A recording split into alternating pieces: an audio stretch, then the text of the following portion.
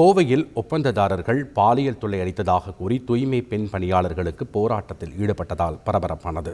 கோவை மாநகராட்சிக்கு உட்பட்ட 88வது வார்டு பகுதியில் 50க்கும் மேற்பட்ட பெண்கள் ஒப்பந்த தூய்மை பணியாளர்களாக பணியாற்றி வருகின்றனர். இவர்களுக்கு ஒப்பந்த மேற்பார்வையாளர் உதயகுமார் என்பவர் பாலியல் ரீதியான தொல்லை அளித்ததாக கூறி போராட்டத்தில் ஈடுபட்டனர். ஆனால் அதிகாரிகள் யாரும் பேச்சுவார்த்தைக்கு முன் வராததால் ஆத்திரமடைந்த தூய்மை பணியாளர்கள் மாநகர ஆணையாளர் அலுவலகம் அருகே வந்து ஆணையரின் கார் முன்பாக அமர்ந்து போராட்டத்தில் ஈடுபட்டனர். இதனையடுத்து காரில் இருந்து இறங்கிய மாநகராட்சி ஆணையர் சிவகுரு பிரபாகரன் தூய்மை பணியாளர்களிடம் பேச்சுவார்த்தை நடத்தினார். புகார் குறித்து விசாரிப்பதாக உறுதியளித்ததன் பேரில் அவர்கள் அங்கிருந்து கலைந்து சென்றனர். தாய் தொடர்ந்த வழக்கை 3 மாதங்களில் விசாரித்து முடிக்க உயர்நீதிமன்ற மதுரை கிளை உத்தரவிட்டுள்ளது.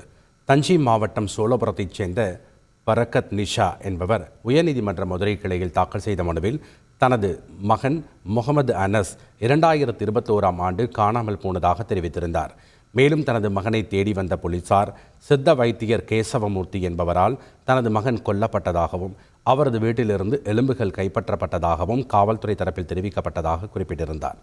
இந்நிலையில் அந்த எலும்புகளை DNA மற்றும் சூப்பர் இம்போசிங் முறையில் பரிசோதித்து உறுதிப்படுத்தவும் தனது மகன் கொல்லப்பட்டதாக கூறப்படும் வழக்கை CBCIDக்கு மாற்றி உத்தரவிட வேண்டும் எனவும் கூறியிருந்தார்.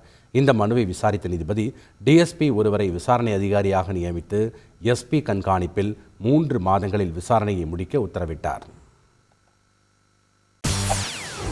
செய்திகளை உடனுக்குடன் தெரிந்து கொள்ள உடனே சப்ஸ்கிரைப் பண்ணுங்க.